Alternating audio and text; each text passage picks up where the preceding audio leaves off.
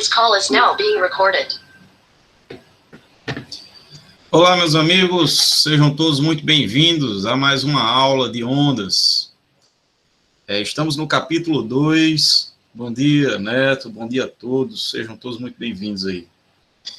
Estamos no capítulo 2 de fenômenos ondulatórios. Nesse capítulo, a gente discute 3 fenômenos ondulatórios. Os fenômenos da difração, interferência e a polarização, tá? O fenômeno da difração a gente já discutiu, né, nas aulas anteriores, que é quando a onda incide num obstáculo, numa fenda, né, ou ela contorna o obstáculo ou espalha na fenda, isso é a difração, fenômeno ondulatório. O fenômeno que nós vamos conhecer hoje é o fenômeno da interferência, tá? Segundo fenômeno aí ondulatório, importantíssimo, que a gente tem que dominar.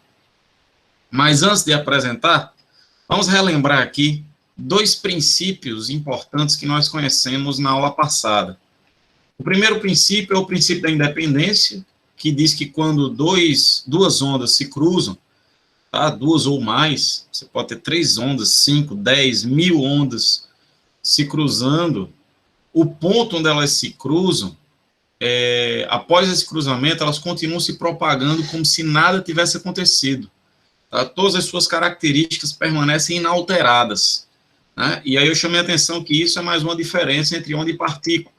Porque 2 partículas, quando elas se cruzam, né, ocorre o choque entre as partículas e elas alteram completamente as suas características, né? A velocidade, a direção do movimento, a energia de cada um e por aí vai. Depois a gente conheceu o princípio da superposição. Esse princípio, ele diz para a gente o que é que vai acontecer com as ondas no ponto de encontro. Veja que o princípio da independência, ele diz o que acontece após o encontro. Após o encontro, as ondas continuam se propagando como se nada tivesse acontecido. Mas no momento do encontro, no ponto de encontro, o que acontece? Isso aí é descrito pelo princípio da superposição, que vai dizer que a onda resultante que vai ser formada é dada pela soma algébrica das amplitudes. Então, por exemplo, aqui, ó, você tem 2 pulsos em fase, que são pulsos em fase, é que eles têm a amplitude voltada na mesma direção, ó, aqui está para cima e aqui também, então estão em fase. E aí, quando esses pulsos eles se encontrarem aqui, ó, a gente vai ter um pulso resultante que vai ser dado pela soma algébrica desses pulsos. Então, aqui tem 2 unidades, aqui 1 unidade, a gente vai ter um pulso resultante de 3 unidades. Isso é o que vai acontecer no instante de encontro, tá? Após esse instante, os pulsos vão continuar se propagando como se nada tivesse acontecido.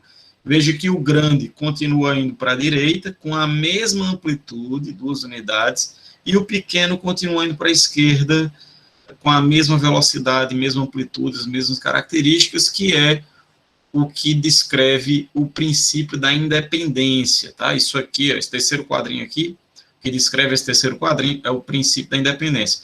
O que descreve esse segundo quadrinho é o princípio da superposição, certo? Então tem que entender bem quando é que você vai usar cada um dos princípios, em qual momento. No ponto de encontro, princípio da superposição, a onda resultante é a soma das ondas. E após o encontro, né, as ondas vão continuar se propagando como se nada tivesse acontecido, o princípio da independência. Beleza, isso aí a gente viu na aula passada.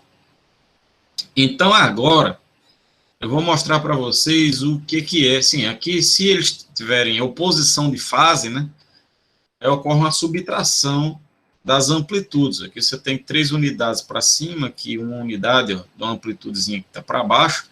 Então, vai ficar 2 unidades para cima. Para cima porque a maior está para cima, tá?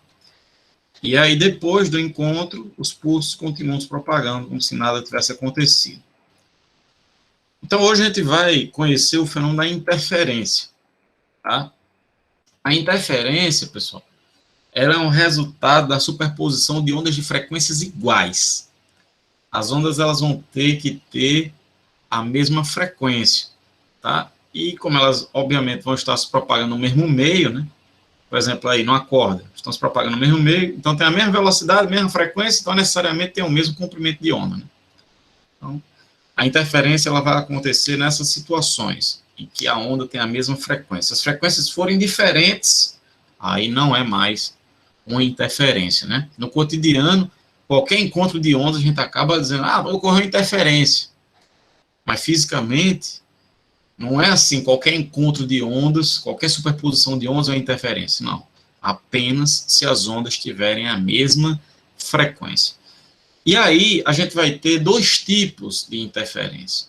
A interferência ela vai poder ser construtiva, que vai ser o caso em que o encontro das ondas, você tem dois pulsozinhos aqui, quando eles se encontram, ocorre um reforço dessas ondas, certo? Que é quando ocorre aqui a superposição de crista com crista.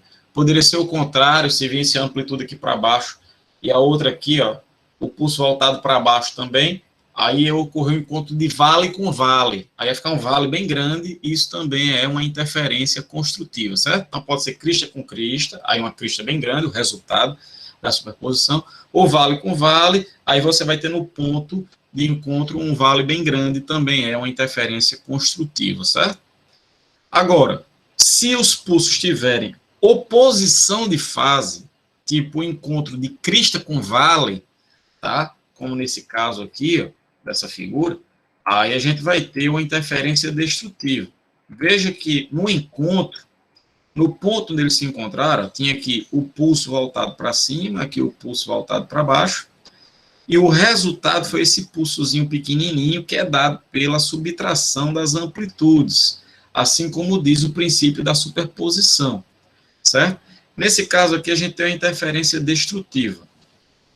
Essa interferência destrutiva, pessoal, ela pode ser parcial, que foi esse caso aqui, ó, que aconteceu, isso aqui é uma interferência destrutiva parcial, ou ela pode ser uma interferência destrutiva total, que é quando você produz dois pulsos de tamanhos iguais, mesma amplitude, só que fases opostas, um virado para cima, outro virado para baixo. Digamos, esse tem duas unidades, com amplitude para cima, esse duas unidades, amplitude para baixo. Quando eles se encontram, dois para cima, dois para baixo, quando você for fazer a subtração, vai dar zero. E aí a corda ela vai ficar reta.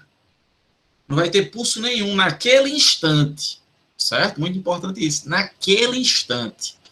No instante posterior, os pulsos vão continuar se propagando como se nada tivesse acontecido. Mas naquele instante do encontro, ocorre uma interferência destrutiva total, tá?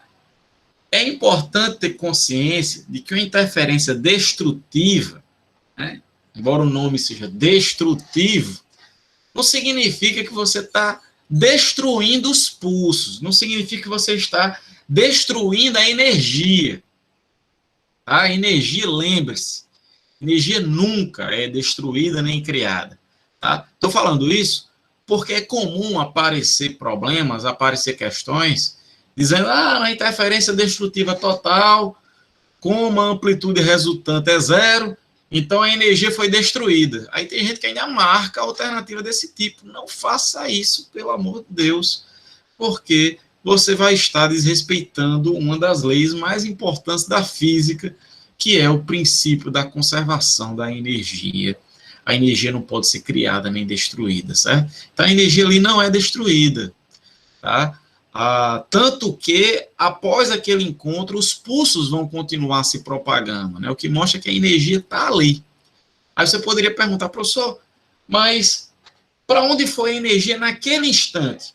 Né? Porque enquanto o pulso está vindo aqui, né, é claro onde é que está a energia. Você vai ter a energia cinética, né, do movimento dos pontos da corda, de subir e descer, né, que enquanto o pulso está vindo para cá, os pontos da corda fazem isso. Né?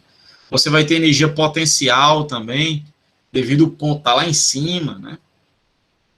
E para onde é que vai essa energia quando esses pulsos se encontram? Que a corda fica reta, né? Tá? Essa energia aí, ela fica na corda, tá, pessoal? Essa energia, ela vai ficar ali armazenada na corda. Então, ela não é destruída, ela não desaparece. Tá? E aí, depois a corda devolve para a formação desses pulsos e eles continuam se propagando aí.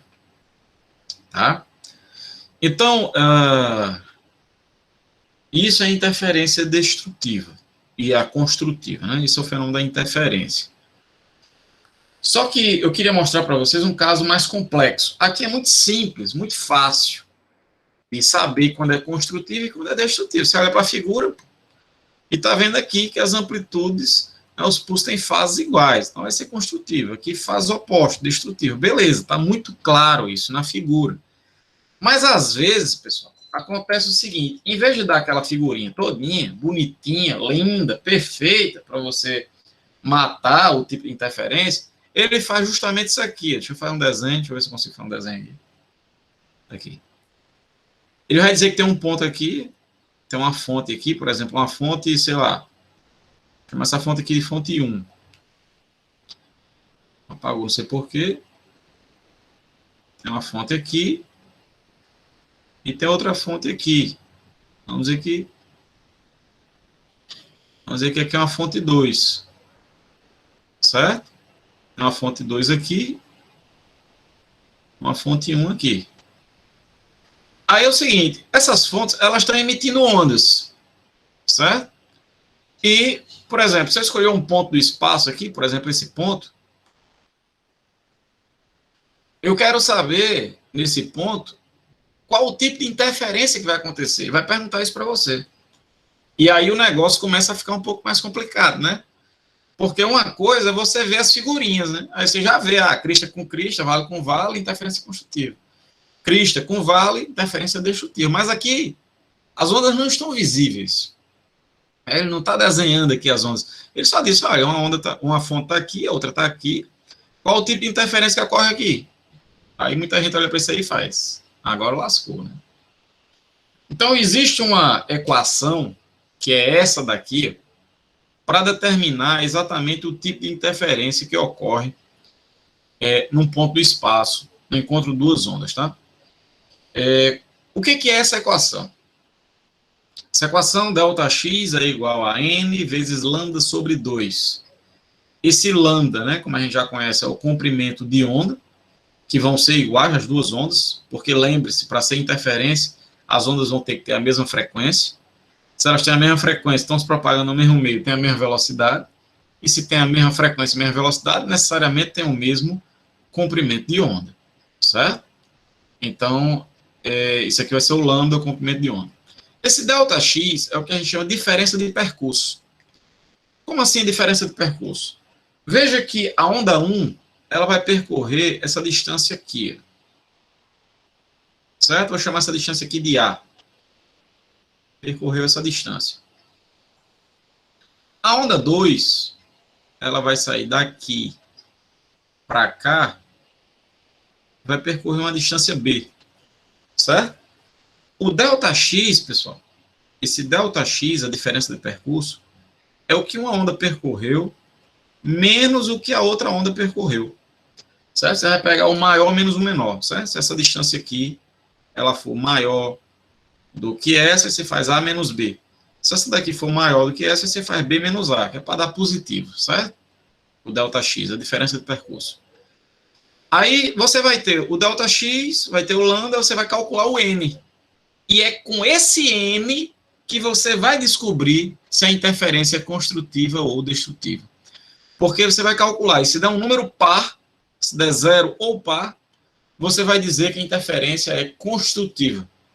Se você fizer essa continha aí e der ímpar, o N, aí você vai ter uma interferência destrutiva. Beleza? Vou repetir, isso é muito importante, tá? Inclusive já caiu no Enem algumas vezes.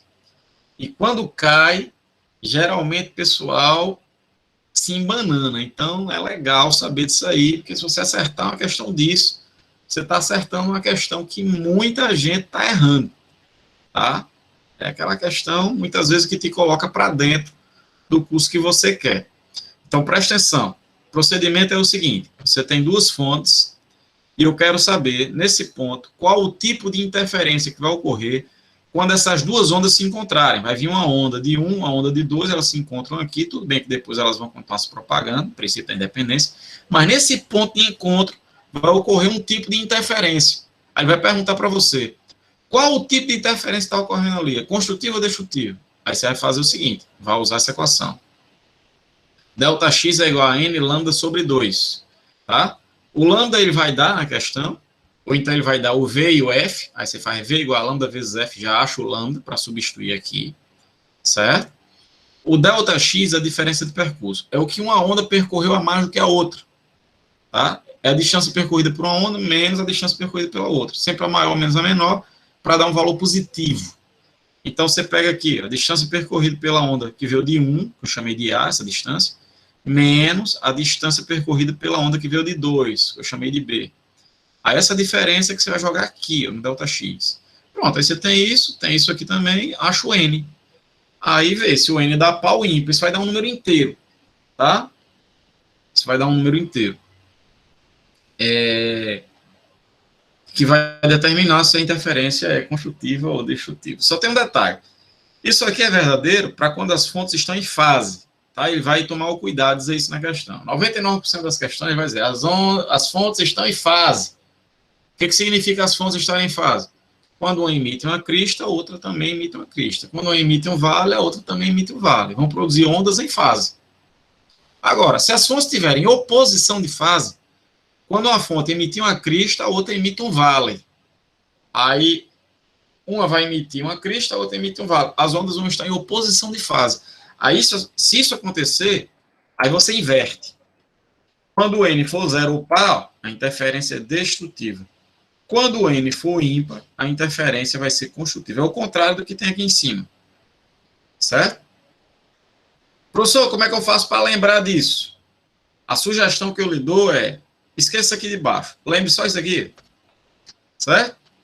Se o N for zero ou par, a interferência é construtiva. Memorize isso. E se o N for ímpar, destrutivo. Professor, por que é melhor memorizar isso aqui? Porque 99% das questões ele vai dizer que as fontes estão em fase. Certo? E aí você vai usar isso aqui que você memorizou.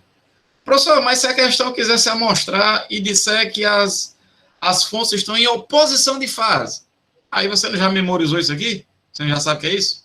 Para quem as ondas estão em fase? É só inverter. Fica mais fácil de lembrar. Certo? Combinado? Beleza aí, todo mundo? Alguém tem alguma pergunta sobre isso? Tá claro aí? Eu vou fazer umas questões com vocês sobre isso aqui, certo? Quem de repente não entendeu, aí vai ficar mais claro ainda, certo? Eu vou colocar alguns exemplos agora, e aí vai ficar mais simples de ver isso na prática. Então, vamos ver na prática como é que funciona isso aqui. Vamos lá, vou colocar alguns exemplos, depois a gente faz umas questões. Então, primeiro exemplo. De onde vem essa fórmula? Aí tem uma deduçãozinha bem chatinha, certo? Diria até provavelmente não vale a pena nem a gente deduzir aqui, tá? Mas eu vou bater uma foto da dedução dela, aí eu posto lá no grupo, beleza? Para quem tiver curiosidade, tá? Então, vamos lá. Então, primeiro exemplo. Olha só. Digamos que a gente tem aqui duas fontes, certo? Uma fonte F1, uma fonte F2 aqui. De acordo com o meu esquema, a fonte F1 é fixa. Isso significa que eu não posso tirar essa fonte daqui para lugar nenhum. Ela vai ficar aqui, presa, certo? E a fonte F2 é móvel. Eu posso tirar ela daqui para qualquer canto. Esse ponto amarelo, que eu estou colocando aqui no nosso mapa, nosso plano quadriculado, é o ponto onde eu vou querer saber o tipo de interferência. Certo? A questão vai perguntar para você. Qual o tipo de interferência que ocorre no ponto amarelo? Que é esse ponto aqui. E aí a gente vai dizer.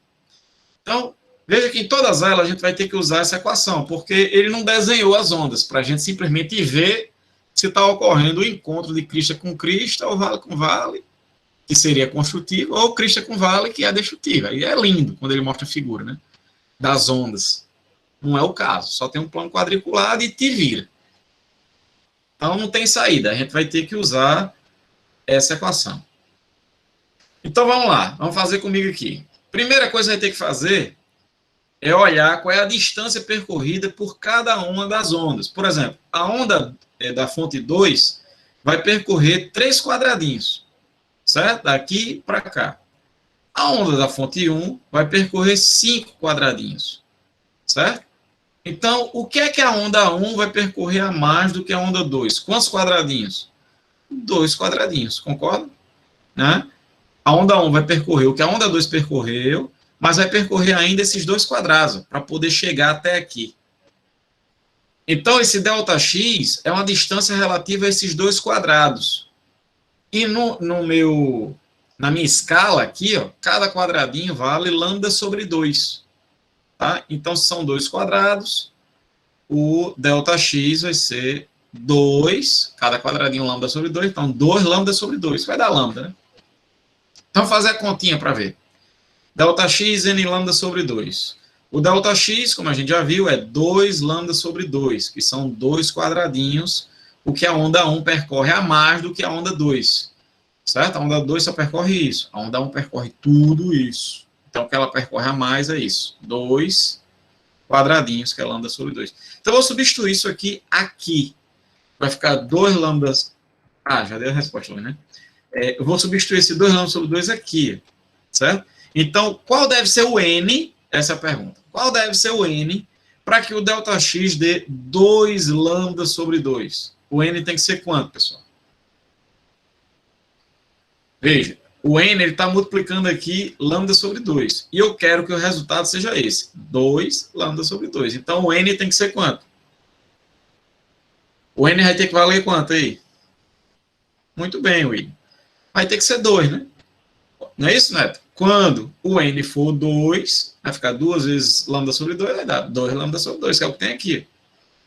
E quando o N é 2, a interferência é construtiva ou destrutiva? Quando o N é 2, a interferência é construtiva, está aqui embaixo. 2.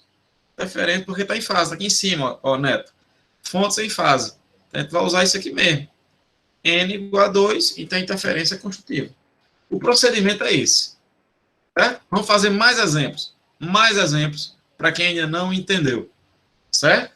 Vamos lá. Segundo exemplo. Vamos dizer que em vez do ponto amarelo estar aqui, eu movo esse ponto. Aliás, eu movi a fonte, né? A fonte estava aqui, a fonte F2. Eu movi a fonte para cá. Certo? Aí agora, a onda 2 vai percorrer isso aqui, 4 quadradinhos. A onda 1 vai percorrer 5 quadradinhos. A pergunta é, o que é que a onda 1 percorre a mais do que a onda 2? Percorre um quadradinho a mais, que é esse quadradinho aqui. A onda 2 percorre isso.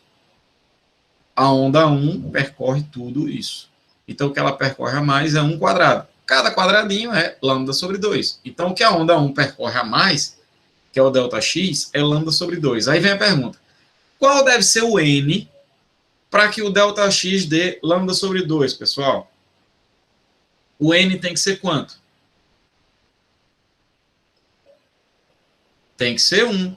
Não é isso, Ana Beatriz, William? O N vai ter que ser igual a 1, Neto. Exatamente. Tá, Joyce? E quando o N é 1, então a interferência nesse ponto agora vai ser de que tipo? Construtiva ou destrutiva? Interferência agora, construtiva ou destrutiva? É isso aí. A interferência vai ser destrutiva. Pronto, o procedimento é esse.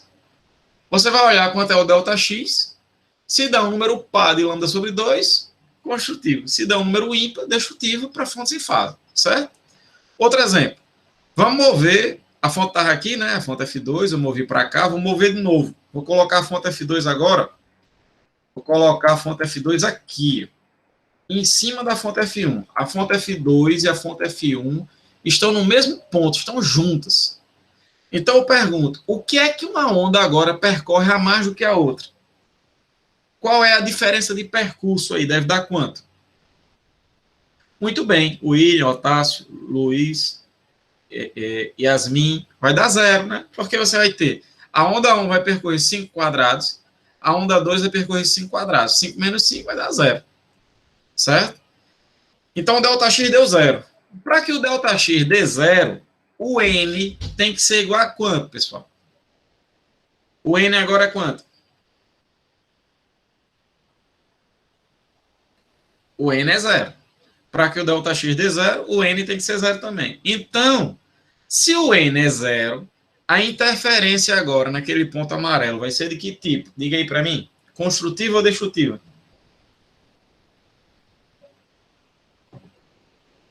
Muito bem. Uma interferência construtiva. É isso. Diga aí, Neto. Diga aí. Certo. Diga aí, é dúvida. Se quiser abrir o microfone e falar ou digitar, fica a seu critério.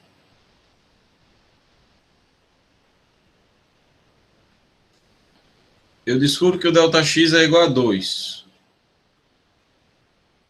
Só um detalhe, viu, Neto? Veja que nos exemplos que eu coloquei aqui, ó, o ΔX deu 2 lambda sobre 2, certo? Se você encontrar o ΔX simplesmente 2, aí eu não posso dizer que o N é 2. Você vai ter que fazer a conta. Se você encontrar só o ΔX 2, aí você vai jogar aqui 2, vai substituir aqui o lambda, vai fazer a conta e vai descobrir quanto é que vale o N. Entende? Beleza? De propósito, eu coloquei aqui minha escala já em função de lambda sobre 2, já para facilitar isso. Porque a conta fica mais fácil. Já está em função do lambda sobre 2. Então, se deu 2 lambda sobre 2, quanto é que tem que ser o N? Está na cara. Tem que ser 2, né? Vai ficar 2 lambda sobre 2. Mas, se ele der aqui a escala, por exemplo, ele disser que a escala é igual a 1 metro. Certo? Aí, aqui daria 2 metros, né? Que são 2 quadrados. Se fosse 1 metro aqui, aí 2 metros. Aí seria substituir o 2, ia substituir o lambda, fazer a conta para achar o N. Aí ia ver quanto é que dá o N. Certo? Só porque o ΔX deu 2, não significa que o N é 2. Nesse exemplo que a gente está fazendo, está coincidindo o ΔX e o N, porque na minha escala de propósito, para facilitar a conta, eu coloquei lambda sobre 2. Tá claro isso, pessoal? Beleza aí, todo mundo? Show? Beleza. Mas excelente pergunta, Neto. Vamos para frente. Então, se as ondas coincidirem, certo? Aí o ΔX dá zero. Aí não tem para onde correr. Aí, independentemente do lambda, né? Não importa quanto é que é o lambda, para que isso dê zero, o N tem que ser zero, né? E aí a interferência é construtiva. Beleza. Vamos ver mais. Outro exemplo. Vamos lá. Continuei movendo a fonte F2, certo? Ela estava bem aqui, depois movi para cá, depois movi para cá, agora eu movi para cá. Agora é a onda 2 que percorre uma distância maior do que a onda 1. Mas isso não vai fazer diferença nenhuma, pessoal. Porque no ΔX você pega a distância maior menos a menor. Antes a gente estava pegando a distância da onda 1 menos a onda 2. Agora, como a fonte 2 é mais distante, é só pegar a distância da onda 2, que é isso aqui, dá 6, né? 1, 2, 3, 4, 5, 6, menos a distância que a onda 1 percorreu. 1, 2, 3, 4, 5. Então, 6 menos 5 vai dar 1 quadradinho, que é essa distância aqui. Certo? 1 quadradinho, então vai ficar 1 lambda sobre 2 é o ΔX. Então, o N vale quanto aí? Se o ΔX é lambda sobre 2, o N é 1. E aí a interferência é de que tipo? Construtiva ou destrutiva? Destrutiva, muito bem. Mais exemplo. Vamos lá. Nesse caso aqui, vamos colocar agora as duas fontes fixas, certo? F1 e F2 são fixos. E eu vou brincar agora com esse ponto aqui. Eu vou mover esse ponto na doida aqui, em todos os lugares aqui, nesse plano quadriculado, para a gente ver os tipos de interferência. Então, nessa situação, qual seria a interferência nesse ponto? A onda 2 está percorrendo isso, a onda 1 vai percorrer tudo isso aqui. Então, o que a onda 1 percorre a mais do que a onda 2, é essa distância aqui entre as fontes, que vai ser de 4 quadradinhos. Cada quadradinho lambda sobre 2, então o ΔX é 4 lambda sobre 2. Não é isso? Logo, o N aqui vai ser 4. E aí a interferência é construtiva. Beleza? Beleza. Mas, olha a pergunta que eu vou fazer agora. Olha a malícia. Se em vez desse ponto estar aqui, aqui a interferência é construtiva, né? Mas se em vez desse ponto estiver aqui, Digamos que eu diminua pela metade a distância até a fonte 2. A distância caiu a metade, eu para cá. Aqui era construtivo. E agora? Será que agora a interferência vai ser construtiva ou destrutiva? O que vocês acham? Pode diminuir a distância ali a metade.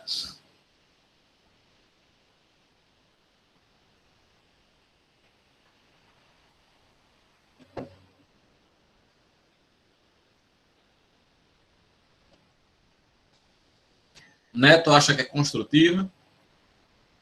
Mais alguém? George, Natasha, William, Luiz. O que vocês acham? E agora? A interferência deve ser construtiva ou destrutiva? Mais alguém achou alguma coisa? Luiz, eu posso te chamar de Emily, eu acho mais fácil falar. George, né? Pronto, Emily. Emily acha que é construtiva também. Beleza. Então, é construtiva, pessoal. Porque, veja, quando eu movo o ponto daqui para cá, eu não altero o ΔX. O ΔX continua sendo essa distância entre as fontes. Tá? Porque a onda 2 vai percorrer isso, né? 2 quadradinhos. A onda 1 vai percorrer tudo isso aqui. Mas a diferença, que é o que importa, não importa quanta onda percorreu. O que importa é a diferença de percurso. A diferença de percurso continua sendo a mesma, que são 4 quadradinhos, 4 lambda sobre 2. Então, o N continua sendo 4, a interferência continua sendo construtiva. Certo? E o que eu quero que vocês percebam, por exemplo, se eu mover para cá, a interferência aqui é construtiva ou destrutiva? O que vocês acham?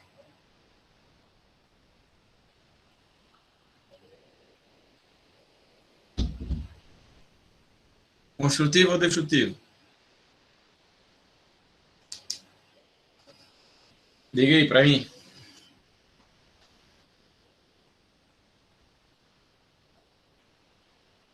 Neto acha que é construtiva. Luana acha que é construtiva. George, Beatriz, Emily, construtiva. Exato, continua sendo construtiva. Por quê? Porque a diferença de percurso, que é esse ΔX, continua sendo essa distância entre as fontes. Certo? O que eu estou querendo fazer vocês perceberem é que em qualquer ponto que esse ponto amarelo esteja nessa linha aqui, ó, à direita da fonte F2, se ele estiver aqui, se ele estiver aqui, se ele estiver aqui, se ele estiver bem longe aqui nessa linha, a diferença de percurso continua sendo 4 lambda sobre 2, que é a distância entre as fontes. Se eu colocar esse ponto amarelo lá do outro lado, se eu colocar aqui, nesse ponto, a diferença de percurso continua sendo a distância entre as fontes, que é 4 lambda sobre 2. Então, qualquer ponto à direita de F2 até o infinito, qualquer ponto à esquerda de F1 até o infinito, todos esses pontos são formados por interferência construtiva. Vocês conseguem ver isso? Isso já foi questão do ITA, tá, pessoal? Na questão, ele queria ver se você percebia justamente isso. Tá? Então é importante aí ter essa sacada. Beleza, então a gente já fez a análise aqui de como é que é a interferência fora das fontes, nessa linha que passa por elas. Tanto a direita de F2 como a esquerda de F1 só ocorre interferência construtiva. Agora, qual tipo de interferência vai ocorrer entre as fontes? Por exemplo, se eu pegar aqui, nesse ponto aqui, tá? Entre as fontes, certo? Vou dar um tempinho, 1 minuto, para vocês pensarem aí qual o tipo de interferência que vai ocorrer aí nesse ponto específico, esse ponto amarelo, entre as fontes F1 e F2. Será que a interferência é construtiva ou destrutiva?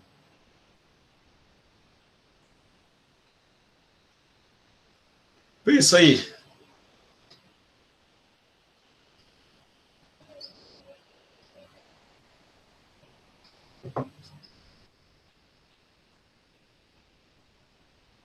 Não entendi. Pode fazer cálculo menos. Você vai ter que calcular, Neto, a diferença de percurso. O que é que a onda 1 percorre? Daqui para cá. Quantos quadradinhos? A onda 1 percorre daqui para cá, para o ponto amarelo. Diga aí para mim. 3 quadradinhos, beleza. Então, memoriza aí, 3 quadradinhos, a onda 1. A onda 2 percorre quantos quadradinhos até o ponto amarelo? Quantos?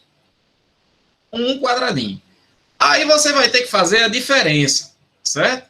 Essa diferença, lembre-se, é sempre o maior menos o menor.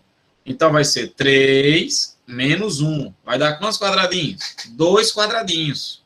E cada quadradinho é quanto? Lambda sobre 2. Então, o ΔX vai dar isso aqui.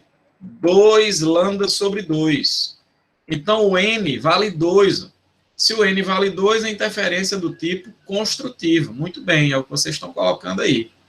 Vocês estão entendendo isso aí, pessoal? Se tem alguém que não esteja entendendo, fala aí. Sem estresse. Beleza? O importante é que vocês entendam perfeitamente e acertem isso aqui lá no Enem. Beleza? Vamos colocar, lembre-se, Neto, nunca vai dar negativo, certo? Porque você vai colocar sempre o maior menos o menor. Aí é impossível dar negativo.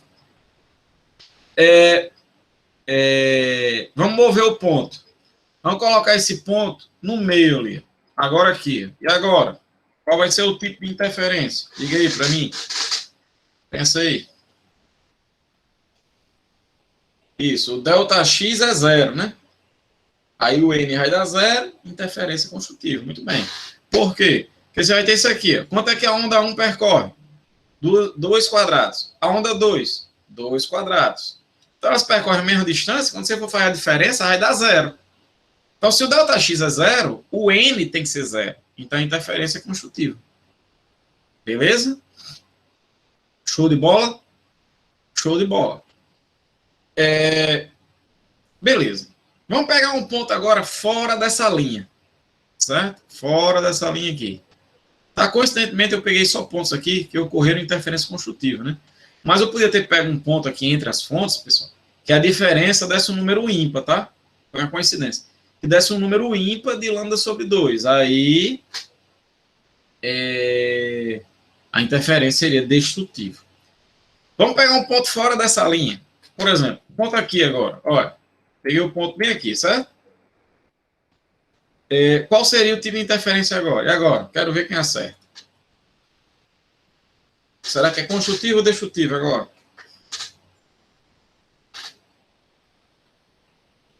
Muito bem, William, Neto, Ana Beatriz, vai ser construtiva, porque tá na cara, né, que as distâncias são iguais. Essa distância aqui daqui para cá é igual à distância daqui para cá, que é a diagonal ó, de 2 quadrados, e aqui é a diagonal ó, de 2 quadrados, né? Então, as distâncias são iguais, o ponto está simétrico, as duas fontes. Então, o ΔX é 0. Se o ΔX é 0, o N é 0, então a interferência é construtiva. E aí eu já quero que vocês percebam que para qualquer ponto que eu pegar nessa linha aqui, ó, entre as fontes, qualquer ponto que você pegar nessa linha que é a mediana entre as fontes, a interferência vai ser construtiva. Porque qualquer ponto que eu pegar, a distância daqui para cá e a distância daqui para cá é a mesma. Então, todos esses pontos aqui na mediana, interferência construtiva. Tá claro isso, pessoal? Beleza? Beleza. Analisamos todos os pontos dessa linha aqui, que passa pelas duas fontes, e analisamos todos os pontos dessa linha aqui, a mediana entre as fontes, que foi a questão do item também. Vamos pegar agora um ponto fora dessas duas linhas. Por exemplo, um ponto aqui. Agora eu quero ver. Quem é que me diz agora o tipo de interferência nesse caso? Pensa aí. Construtivo ou destrutivo? O pessoal ali está achando destrutiva, né? Professor, questões assim, elas são mais visuais, não? A gente acaba vendo se um vai andar mais que o outro, ou se eles andam a mesma distância para se anular, e depois a gente... Meu Deus, um galo. Aí depois a gente pensa no ΔX. Você vê as distâncias e depois você faz a diferença entre as distâncias. E aí, depois de fazer a diferença entre as distâncias, você pensa qual o N que se encaixa aqui para dar esse ΔX que você calculou. O procedimento é esse. Então, você identifica a primeira distância, por exemplo, o F1, qual é a distância, quantos quadradinhos ele está do ponto que eu coloquei aqui? 3 quadradinhos. É isso aí. Qual é a distância do ponto F2 até esse ponto amarelo? Agora eu quero ver. Qual é a distância do ponto F2 até o ponto amarelo? Quantos quadradinhos? E agora? Vixe, mano, tem gente colocando 7 aí. Né? Contou assim? Foi, Ana Beatriz? Ana Beatriz deve ter contado assim, ó. 1, 2, 3, 4, 5, 6, 7. Faço não, viu, Ana Beatriz? A distância não é assim, não. A distância é assim. Que distância é essa? Que distância, eu vou marcar aqui, na caneta. A distância, eu quero saber que distância é essa daqui. Dá um desconto aí que a coordenação motora para traçar uma reta não é das melhores, mas eu quero saber que distância é essa, certo? Beleza? Não é isso aqui, é isso. Aqui é claro, aqui é 3. E aqui, dá quanto? Deixa eu ver o que, que vocês falaram aí. Deixa eu abrir as mensagens. Que distância é essa daqui, pessoal? Tem gente que falou 7, teve gente que falou 3, teve gente que falou 4, teve gente que falou 5. E agora? 3, 4, 5, 7, decidam aí. Lucas acha que é 5. E agora, como é que a gente acha essa distância? Neto acha que é 2. Por quê? Diga aí. William acha que é 7. Muito bem, Beatriz. O caminho é esse daí que você está fazendo. O que Beatriz está aplicando ali, pessoal, é o que a gente chama de teorema de Pitágoras. Preste atenção aqui. Ó. Quando você tem um triângulo retângulo, tá? Por exemplo, tem um triângulo retângulo aqui. Eu não sei por que fica apagando as linhas que eu desenho aqui.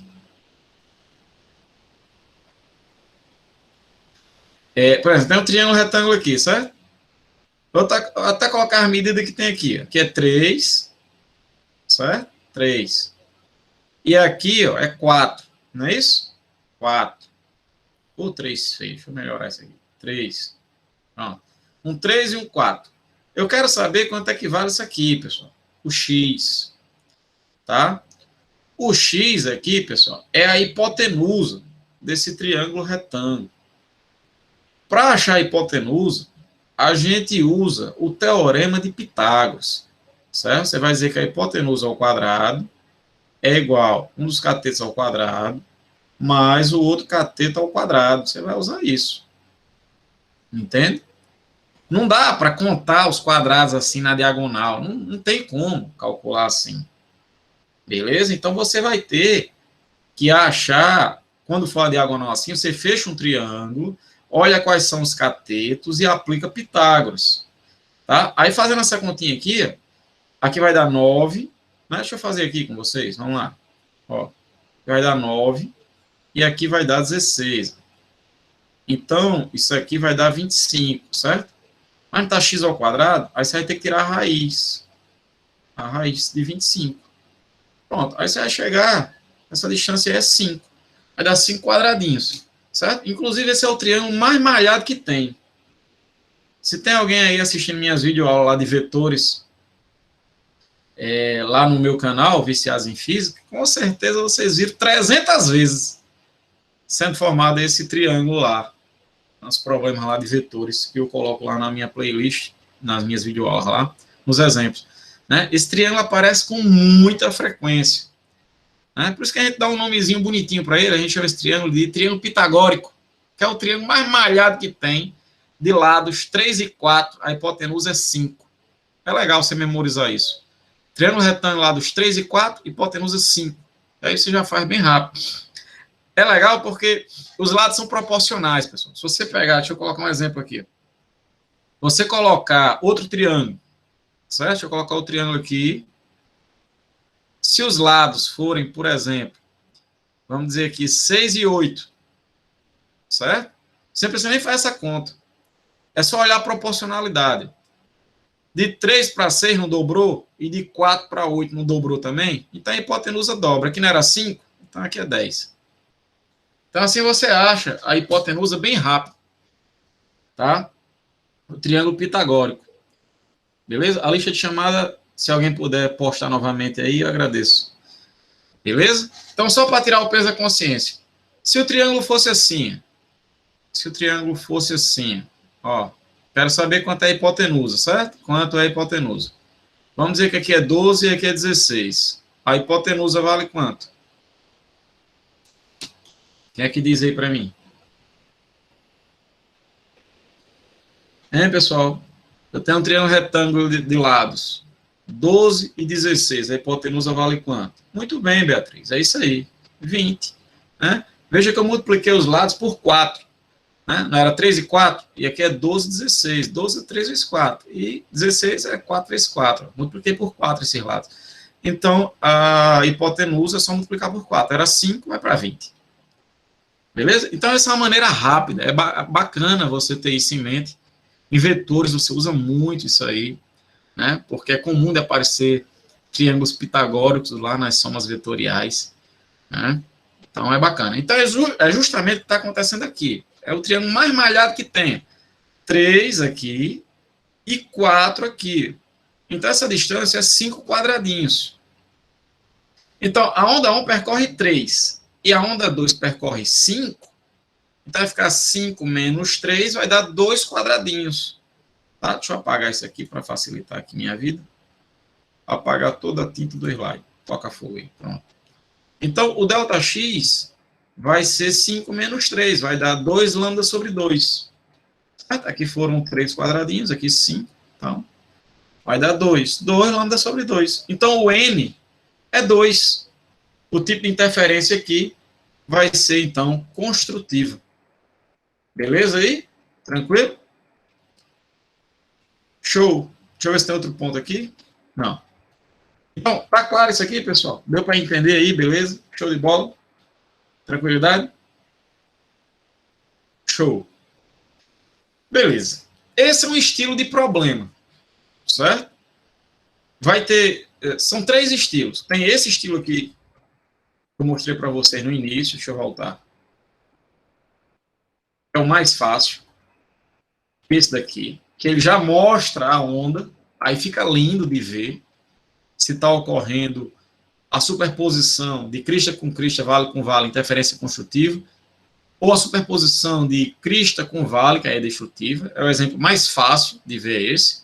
Tem esse caso aqui que a gente acabou de discutir, que você vai ter que fazer a continha, certo? E tem outro caso que pode aparecer, que é esse daqui. Deixa eu passar.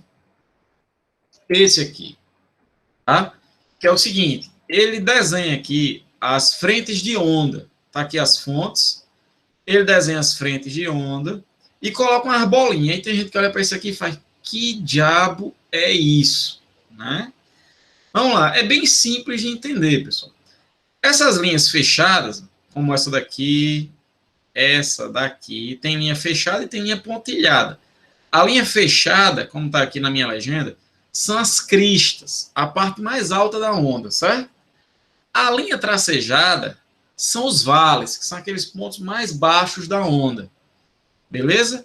Então, o que é o comprimento de onda aqui? É a distância entre duas linhas cheias, que é a distância entre duas cristas, ou a distância entre duas linhas tracejadas, consecutivas, que é a distância entre dois vales, certo? Consecutivos. Vamos para as bolinhas agora. A bolinha cheia é o encontro de duas linhas cheias. Tem a linha cheia da onda 1 com a linha cheia da onda 2. Ou seja, é crista com crista. Então, interferência construtiva. A bola cheia é uma interferência construtiva de crista com crista. Já a bola vazia, aqui, a bolinha vazia, é a linha tracejada da onda 1 com a linha tracejada da onda 2, que é vale com vale.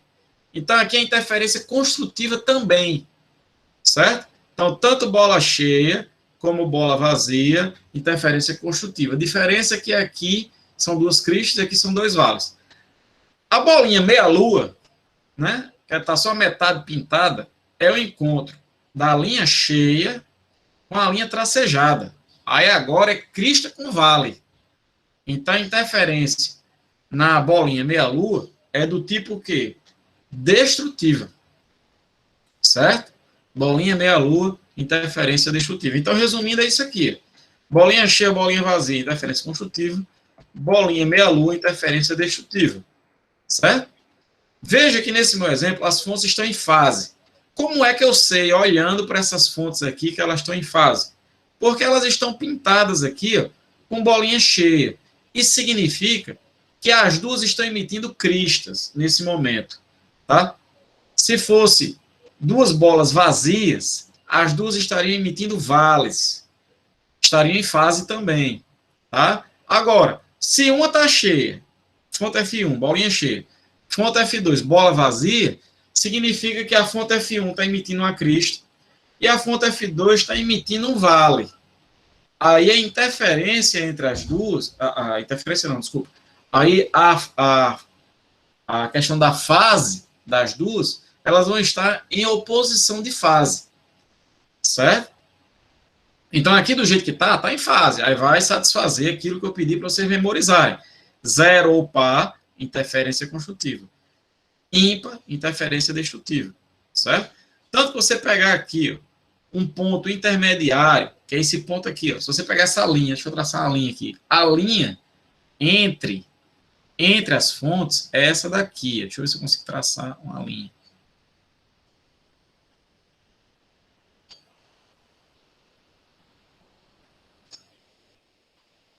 Certo? Nessa linha entre as fontes, veja que só tem ou bola vazia ou bola cheia. Né? Bola vazia, contra duas linhas tracejadas. Bola cheia, bola vazia, bola cheia. Ou seja, em todos os pontos dessa linha entre as fontes só ocorre interferência o quê? Construtiva, como era de esperar, porque todos esses pontos entre as fontes são equidistantes, as duas fontes. Ou seja, o ΔX você vai dar zero. Então, o N vai dar zero, interferência construtiva. Beleza? Agora, se as fontes estiverem em oposição de fase, deixa eu traçar a linha no computador, mas tudo bem. É construtivo. Se as fontes estiverem em oposição de fase, uma tá bola cheia, a outra tá bola vazia, significa que quando aqui emite uma crista, aqui emite um vale. Então, elas estão em oposição de fase. Aí você troca. Quando o N for zero ou par, a interferência é destrutiva. E se o N for ímpar, a interferência é construtiva, certo? É só trocar daquilo que você memorizou lá atrás. Perceba que agora, na linha entre as fontes, né, só vai ocorrer interferência destrutiva. Porque os pontos são equidistantes, o ΔX vai dar zero, N igual a zero, para fontes em oposição de fase, N igual a zero, interferência destrutiva. Então, é bolinha meia-lua. Beleza, pessoal? Com relação a isso aí, a esse tipo de representação, para identificar o tipo de interferência, tá claro? Posso confiar em vocês de que vocês conseguem fazer isso aí no Enem? Dá para matar? Então, show de bola. Excelente. Perfeito. Ótimo. Isso aí, fico feliz com isso. Então, vamos para frente. Se é comum aparecer esse tipo de representação, olha, aparece, tá? Mas o mais comum é ele pedir situações em que envolve essa continha aqui, tá? Você faz essa continha e a galera acaba perdendo a questão por isso. Porque muitas vezes o Enem, né, como é uma mãe, o Enem, uma mãe, acaba dando a equação, muitas vezes ele diz até o que é cada termo da equação, às vezes o camarada simplesmente não sabe usar a equação. Aí não adianta, ele dá a equação, você não sabe usar, vai servir para quê? Se eu dou um martelo para você, você não sabe para que serve, não vai usar para nada, né? Então,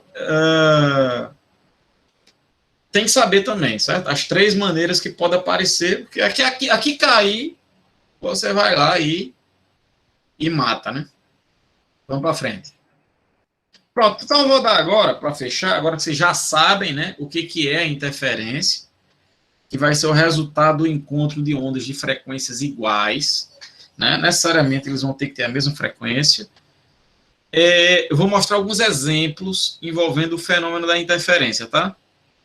O exemplo mais malhado que aparece da interferência é aquele caso que eu falei para vocês do fio de cabelo, né? Ele é muito comum de aparecer porque esse experimento é 2 em 1, né? Que ocorre dois fenômenos. Alguém lembra quais são os fenômenos, já falei isso várias vezes, quais são os fenômenos que ocorrem aqui nesse experimento do fio de cabelo? Né? São dois fenômenos. Exato. Difração e interferência. Tá? Qual o primeiro que acontece? O primeiro fenômeno que vai acontecer é a difração ou a interferência? Qual o primeiro fenômeno que vai acontecer aí? Difração ou interferência? E agora? Muito bem, vai ser a difração. Porque, veja, Emily, exatamente, você vai lançar o laser, né? Esse experimento ele se dá assim, numa sala escura, você está de frente com uma parede, com um laser, você emite esse laser no fio de cabelo. Você estica o fio de cabelo na frente da parede, emite o laser. Quando o laser atingir o fio de cabelo, ele faz isso. Ó. Ele contorna o fio. Ao contornar o fio, ele está sofrendo difração. Então, o primeiro fenômeno é a difração da luz. Está ocorrendo aí, certo? Aí, depois de contornar o fio de cabelo, esses raios, eles são projetados na parede. Vão ter dois raios. O raio que veio, está aqui o fio de cabelo. A luz vem, uma parte vai passar por um lado do fio e outra parte pelo outro lado. Então, vai ter dois raios. Um que veio de um lado, um que veio do outro. E esses raios, eles vão se encontrar na parede. Só que eles vão percorrer distâncias diferentes. O que for bem no meio aqui, ó, bem aqui no meio, atrás do fio de cabelo, a distância que esse fio percorre daqui para cá e a distância que essa luz percorre daqui para cá, no meio, a distância é a mesma. Então, exatamente no meio, a interferência que vai ocorrer tem que ser de que tipo? Construtiva ou destrutiva? O que vocês acham? Exatamente no meio. Ora, eu acabei de dizer que a distância que a luz percorre desse lado para o meio aqui e desse lado para o meio é a mesma. Então, o ΔX é zero. Se o ΔX é zero, Neto, o N é zero. Então, a interferência é construtiva. É por isso, Neto, que exatamente aqui no meio, exatamente atrás do fio de cabelo, a gente tem uma franja muito brilhante. Porque o que ocorre exatamente no meio é uma interferência construtiva. Por quê? Porque as distâncias são iguais. A distância desse lado do fio de cabelo e desse lado do fio de cabelo até esse ponto central é a mesma. É por isso. Consegue entender isso aí, todo mundo? Beleza? Tranquilidade? Aí, quando você afasta um pouquinho o ponto da parede, bem no meio é construtiva. Se você afastar um pouquinho para o lado, o ponto de observação, aí esse lado, o raio que vem desse lado aqui do fio de cabelo, vai ter que percorrer uma distância maior do que esse lado aqui. Aí já vai dar uma diferença de percurso. Quando essa diferença de percurso chegar em lambda sobre 2, aí ocorre uma interferência destrutiva, você tem a primeira franja escura. Você afastar mais um pouquinho, aí esse ΔX pode chegar em 1 lambda. Em 1 lambda, que é 2 lambda sobre 2. Certo? Aí, se o N é 2, a interferência é construtiva. E assim vai. 3 lambda sobre 2, aí franja escura. 4 lambda sobre 2, franja clara. Certo? E é por isso que fica esse padrão de interferência na parede, de franjas claras e escuras. Beleza? Outro exemplo. O curioso desse exemplo aqui de cima, deixa eu voltar aqui. O curioso desse exemplo aqui de cima é que nessas franjas escuras, pessoal, a gente está produzindo o escuro a partir de 2 raios luminosos. Veja bem o que é que eu estou dizendo. Eu estou dizendo que você está produzindo o escuro a partir de 2 raios luminosos. Basta que esses raios, ao se encontrarem, eles estejam em oposição de fase, crista com vale, que é quando o N ali é ímpar para lambda sobre 2. Certo? Porque no caso aqui do fio do cabelo, como é o mesmo raio que atingiu lá, eles vão estar necessariamente em fase. Tá? É importante lembrar disso também. Então, eu produzi o escuro a partir de 2 raios luminosos. Da mesma maneira, eu posso produzir o silêncio a partir de 2 sons. Tá? Então, por exemplo, eu tenho aqui 2 alto-falantes e um observador aqui. Ó, certo? E um observador aqui. Se ele tiver numa posição em que chega aqui as ondas em fase, certo? As ondas sonoras aqui, pessoal, elas se propagam por regiões de rarefação e compressão. Como assim, professor? Né? Lembre-se que a onda sonora é uma onda longitudinal. Ela não se propaga vibrando perpendicularmente à propagação da onda. Ela vibra na mesma direção, as partículas. Eu estou falando aqui, as partículas estão vibrando assim, certo? E aí você vai ter duas regiões aqui na onda sonora. Uma região de compressão, que as partículas vão estar bem comprimidas, que é o equivalente à crista, lá na onda transversal, e uma região de rarefação, em que as partículas vão estar mais distantes, tá? Que é o equivalente ao vale, lá na onda transversal. Então, se coincidir aqui, de chegar no observador, duas regiões de compressão ou duas regiões de rarefação, que é crista com crista ou vale com vale, aí aqui vai ocorrer uma interferência construtiva. Você vai notar naquele ponto um som muito forte, certo? Agora, se você tiver numa posição em que chega de uma região de rarefação e na outra, as partículas bem próximas aqui, a região de compressão, aí é crista com vale. Aí ocorre uma interferência destrutiva, pessoal. Se esses pulsos chegarem com a mesma amplitude e ocorrer uma interferência destrutiva, aí vai ocorrer interferência destrutiva total. Você vai perceber o silêncio a partir de dois sons. Beleza? Uma maneira de fazer isso aí na prática é você usar duas caixas de som. Tá? Veja aqui, ó, o meu Ultra Power Mega som moderno, né? Ainda fita cassete aqui, ó. E aí você faz o seguinte. Na fiação aqui da caixa de som, você troca. Tem dois fios lá ligadinhos, positivo e negativo, você troca. Puf! O fase e o neutro. Quando você trocar, você vai fazer com que as caixas de som, elas emitam som em inversão de fase. Quando está ligado bonitinho, corretamente, certo? Elas estão emitindo em fase o som. Mas se você trocar uma das caixas, você troca o fio, você faz com que elas emitem som agora em oposição de fase. E aí, quando isso acontece, se você juntar as caixas, você vai observar que não vai ter som. Porque, como o ΔX é zero, né, elas estão no mesmo ponto. Então, o ΔX é zero. N igual a zero para fontes em oposição de fase, interferência destrutiva. Não vai ocorrer som aqui, tá? Você não vai perceber som algum. Outro exemplo. Deixa eu beber uma água aqui.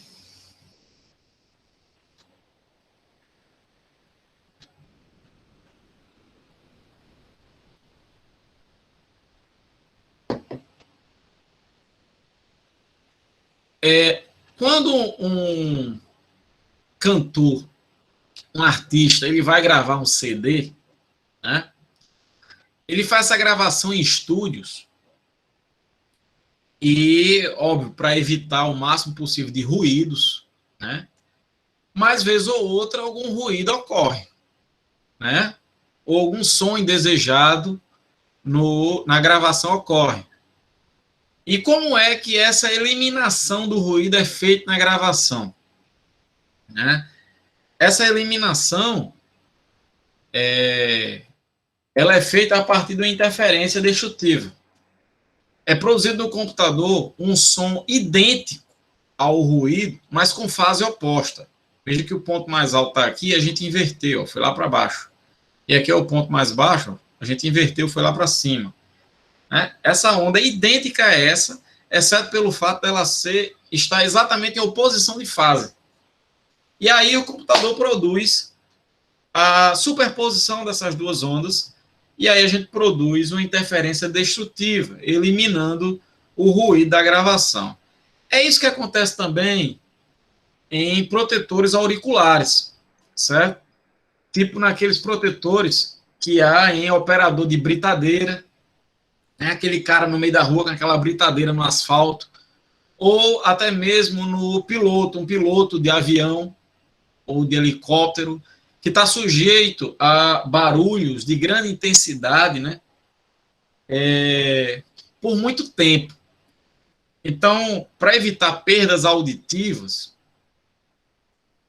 que inclusive são permanentes, tá, pessoal? Você tem que cuidar bem da audição, você que fica aí com o fone de ouvido nas alturas o dia inteiro, muito cuidado com isso. A função daqueles protetores auriculares que eles usam é de produzir uma interferência destrutiva. Chega um ruído muito forte e aquele aparelho produz outro ruído idêntico com fase oposta. Aí produz o cancelamento e ele não fica sujeito àquele barulho. Tá? Outro exemplo que envolve a questão da interferência é o seguinte: você já deve ter notado, quando você grava um áudio, você vai e manda um áudio para alguém no WhatsApp, certo? Você gravou o áudio, mandou, beleza? Aí você vai ouvir o áudio, né? Quando você vai ouvir o áudio, você diz: esse aí não sou eu, não. Né? Talvez agora já tenha ouvido sua voz já tantas vezes, você gravando sua voz para mandar para alguém, talvez você já tenha até se acostumado com a gravação da sua voz, certo? Mas antigamente, né, na minha época, vamos dizer assim, não tinha esse negócio de WhatsApp e gravar mensagem para mandar para ninguém. Quando você ouvia sua voz gravada, meu amigo, você tomava um susto muito grande. Porque você olhava assim e dizia: não tem condições, isso aí não sou eu, não. Né? Você acha logo que sua voz é feia demais. Porque você não está acostumado. Né? E por que isso acontece? Isso acontece, pessoal, porque, olha só o que eu vou dizer agora. A sua voz, como você ouve, só você ouve.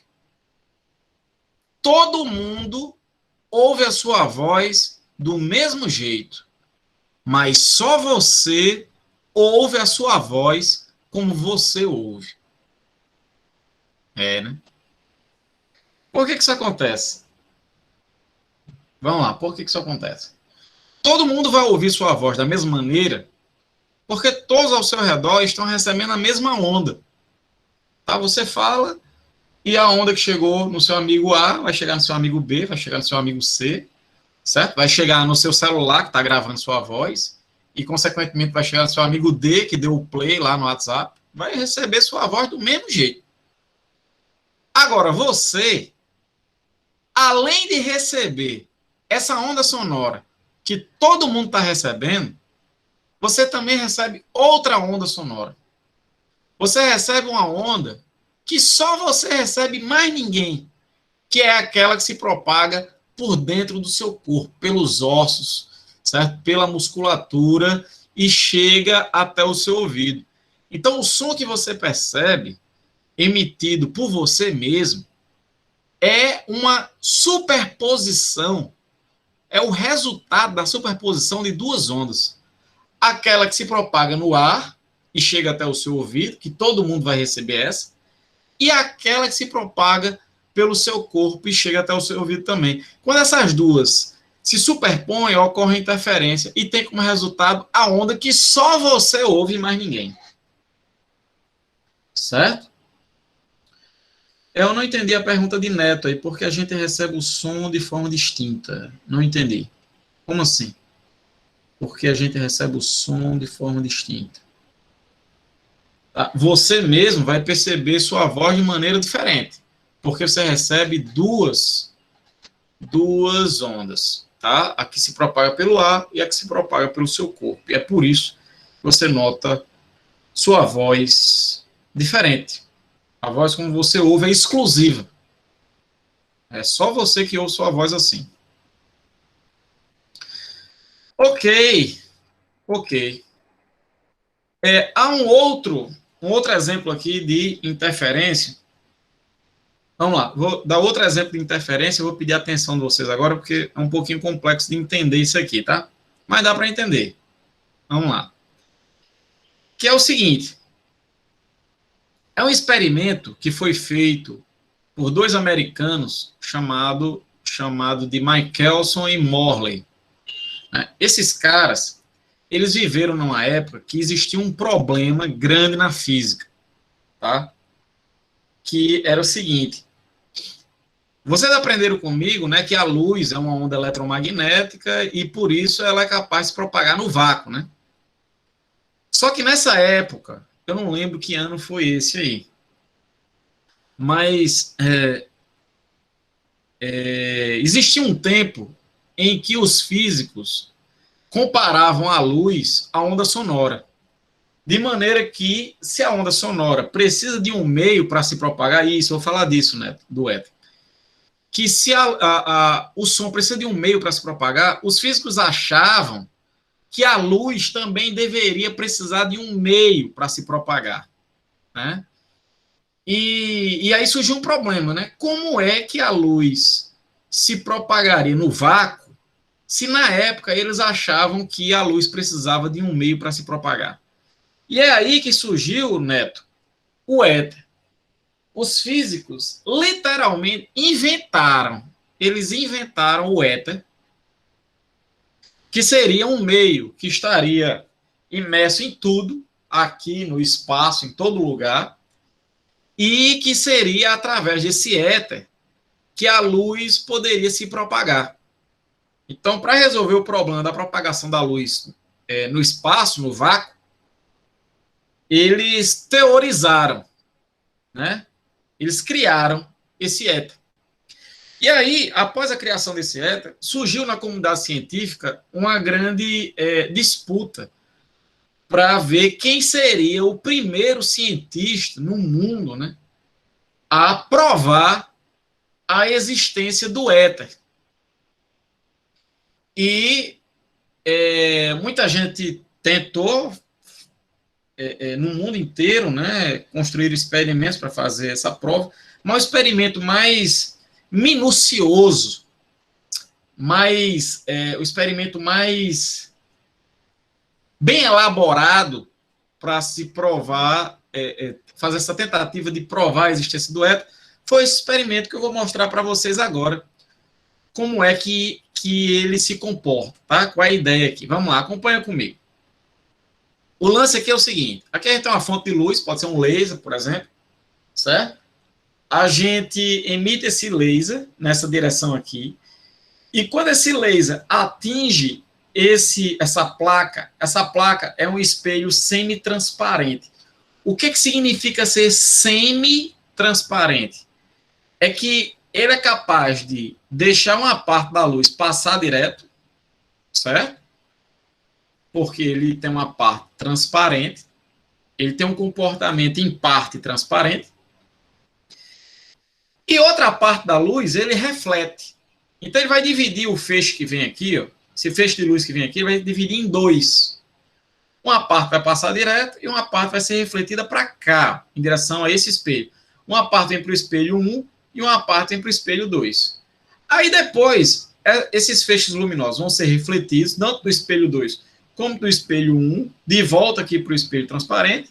E aí o que vai acontecer? Uma parte da luz que vem aqui do espelho 1 vai ser refletida para cá e uma parte da luz que vem do espelho 2 vai passar direto e vai vir para cá também. Vai ter um encontro de dois raios luminosos, sendo que um raio luminoso veio daqui e outro raio luminoso veio do espelho 1. Um veio do espelho 2, o outro veio do espelho 1. E aí, quando eles se encontram aqui, pessoal, ocorre interferência, que pode ser construtiva ou destrutiva. E esse detector, ele vai dizer para mim se está ocorrendo interferência construtiva ou destrutiva. Certo? Por isso que esse experimento é um interferômetro. Beleza? Que vai determinar aqui o tipo de interferência que está ocorrendo. Ok, aí você pergunta, mas, tá, professor, mas como é que eles vão provar aí se o éter existe ou não com esse experimento? Tá, vamos lá. Para vocês entenderem como é que eles vão provar isso, vou pedir que vocês imaginem agora outra coisa, que é a seguinte.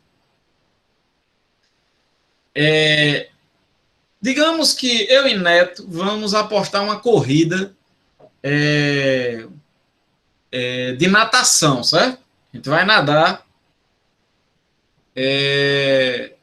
num rio.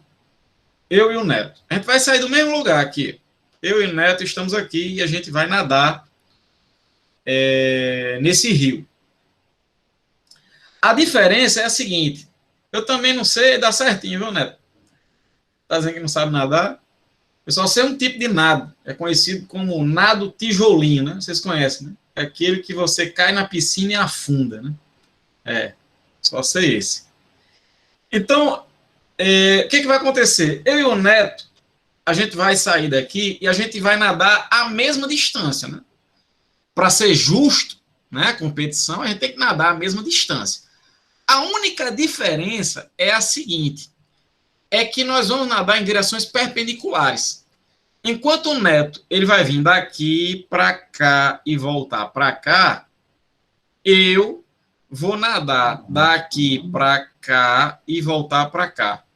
Ele vai vir nessa direção e voltar para cá, e eu vou ir nessa direção e voltar para cá. Tá claro isso? A distância é a mesma. A gente só vai nadar em direções diferentes, a gente vai e volta para o mesmo ponto. Tá combinado? Tá claro isso? Beleza. Só que tem outro detalhe. Existe uma correnteza no rio, certo? Digamos que a correnteza no rio seja na direção que eu estou nadando. Tá? Então, digamos que primeiro eu nado a favor da correnteza e depois eu nado contra a correnteza. Enquanto o Neto, ele vai navegar, ele vai nadar perpendicular à correnteza. A correnteza é nessa direção aqui que eu estou nadando, o Neto está vindo para cá e depois vindo para cá. Melhor fazer um desenho, né? Para ver se fica melhor de entender. É isso aqui. Está aqui o rio. Está aqui o rio. Existe uma correnteza nessa direção aqui. Eu e o Neto vamos sair dessa posição aqui, certo? A gente vai sair daqui. Neto, ele vai fazer isso. Ele vai nadar para cá e depois para cá. Isso é o que Neto vai fazer. Eu vou nadar para cá e depois para cá. E sou eu. Beleza? Eu vou a favor da correnteza e depois contra a correnteza. E Neto vai perpendicular à correnteza e volta perpendicular à correnteza. E a distância é a mesma, óbvio, senão não é justo, né? Beleza? E aí vem a pergunta. Digamos que tanto eu e o Neto tenhamos a mesma capacidade de nadar, mesma capacidade, a gente nada do mesmo jeito. Eu pergunto a vocês, quem é que vai ganhar essa competição? Quem é que ganha? Será que é Neto ou sou eu que ganharei a competição? O que vocês acham? Neto acha que ganha? Alguém tem alguma ideia aí? No início eu tenho a correnteza ao meu favor. Então, para chegar no final aqui, na ida eu chego primeiro, né? Do que você. Na ida eu chego primeiro. Show. Só que na volta, eu venho contra a correnteza. Não é isso? E aí eu levo a desvantagem aí. Eu levo vantagem na ida. Mas na volta eu levo desvantagem. Será que compensa? Pessoal, dá para provar matematicamente que não compensa. Tá? Nessa disputa aí, quem ganha a natação, nessa disputa, é o Neto. Eu perco aí. Tá? É desvantajoso. Mesmo sendo vantajoso eu nadar primeiro a favor, na volta, eu me lasco todinho de nadar contra. Só para você ter uma ideia, para você perceber que realmente não vale a pena, se eu nadar com a mesma velocidade da correnteza, por exemplo, digamos que a correnteza seja de 3 metros por segundo, e eu nado com 3 metros por segundo. Então, na ida, eu vou com 6 metros por segundo, é ótimo. Vai ser 3 da correnteza com 3 meu, vai dar 6. Mas na volta, se você tem a correnteza para lá com 3, e eu nado para cá com 3, ei, eu vou para onde? Numa situação como essa? Não vou para canto nenhum. É como você está correndo uma esteira. A esteira para trás, a 5 metros por segundo, e você para frente a 5 metros por segundo, você vai para onde? Para canto nenhum. Então, eu fico nadando lá contra a correnteza e não sai do canto. E aí, Neto vem numa boa e ganha. Entende? Estou colocando esse caso especial para você perceber que, de fato, quem ganha aí é neto, certo? Mas, mesmo que não fosse caso especial, certo? Qualquer outro caso de velocidades aí, de correnteza em minha, eu perderia. Não é vantajoso, dá para provar matematicamente isso. Beleza, vocês entenderam isso aí? Vamos levar agora para o experimento de Michelson-Morley, para vocês entenderem como é que esse exemplo do rio vai se encaixar aqui. Vamos lá. Aqui é o seguinte. Como eles achavam que existia o éter lá no espaço, né? Digamos que o éter está lá, paradinho no espaço. E o planeta Terra está viajando pelo espaço, então eles esperavam que deveria existir uma correnteza de éter passando na Terra, que a Terra está indo contra o espaço. É como você, por exemplo, está andando num carro, está viajando num carro, coloca o braço para fora, você vai sentir uma correnteza do ar, não é isso? Pronto, seria algo semelhante que eles pensavam lá na época. Está lá o éter no espaço, a Terra está viajando, então existe, no sentido contrário ao movimento da Terra, uma correnteza de éter. Então eles montaram o experimento de maneira que a luz se propagasse numa direção que fosse na mesma direção da correnteza do éter. Então, ora ela vai contra a correnteza, ora ela vai a favor. E aqui, nessa outra direção, ela se propaga perpendicularmente à direção do éter. E aí, como eles sabem, nesse exemplo, que isso vai fazer com que um raio chegue primeiro do que o outro, isso produziria no detector um tipo de interferência, que pode ser construtivo ou destrutivo. E aí, essa base, pessoal, ela ficava mergulhada num barril lá com mercúrio, que é para poder boiar. E aí ele poderia girar. E aí, à medida que ele girasse, seria outro raio que ficaria contra a correnteza, entende? E aí seria mudar o padrão de interferência que seria formado aqui. Só que aí eles fizeram o experimento, giraram esse negócio para um lado, giraram para o outro, e não observaram mudança alguma no padrão de interferência. Tá? E aí, qual foi a conclusão que eles chegaram? Chegaram à conclusão que o experimento que eles fizeram para provar a existência do éter, mas deixou a entender que, na verdade, o éter não existe. Tá? Então, esse foi um experimento importante, historicamente falando, na física, que foi o interferômetro de Michelson-Morley, tá? Que envolve essa ideia também de interferência. Beleza, pessoal? Tranquilidade? Show de bola. Então, pessoal, na próxima aula a gente vai fazer uns exercícios sobre interferência e aí eu vou falar também sobre polarização. Beleza? Então, por hoje é isso. Espero que a aula tenha sido proveitosa para vocês. E qualquer dúvida, pode perguntar lá no nosso grupo, no WhatsApp, certo? Não esqueça de estar sempre fazendo exercício, certo? Tem as listinhas lá, na turma lá do Google Sala de Aula. Então, meus amigos, muito obrigado, valeu e até a próxima. Valeu, pessoal.